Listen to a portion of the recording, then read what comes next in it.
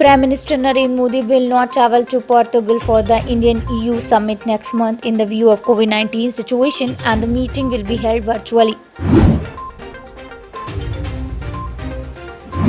Congress leader Rahul Gandhi on Tuesday said he has tested positive for COVID-19.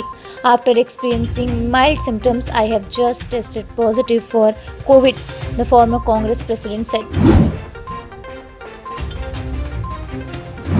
Congress General Secretary Priyanka Gandhi Vadra on Tuesday urged the central government to provide momentary help to the poor, labourers and street vendors.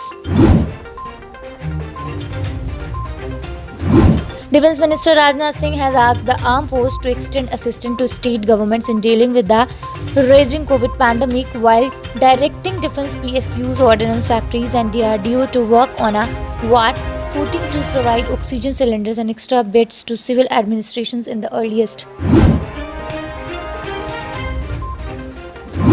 India now has more than 2 million recorded active cases of COVID-19, currently the second highest number in the world after the US. Union Home Secretary Ajay Kumar Bhalla, who reviewed the COVID situation in Union Territory along with Health Secretary Rajesh Bhushan on Tuesday, has stressed upon strict enforcement of COVID-appropriate behavior with movement restrictions and prohibition of large gatherings, regulating timings for markets, etc. in the view of large surge in cases. A day after the government tweaked its COVID-19 vaccination policy to widen the coverage, the Congress on Tuesday alleged the chance will worsen the inequality between stages as well as between poor and rich Indians, and demanded uniform pricing for the jabs at all health facilities.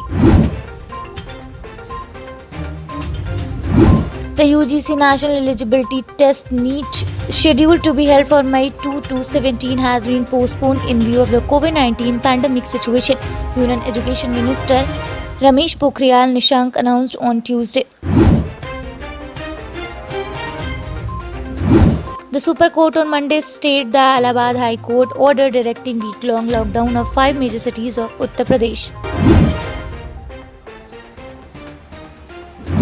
Popular TV actress Hina Khan lost her dad today. He suffered a cardiac arrest and took his last breath in Mumbai today. The actress was in Kashmir for work purpose and has headed back to Mumbai.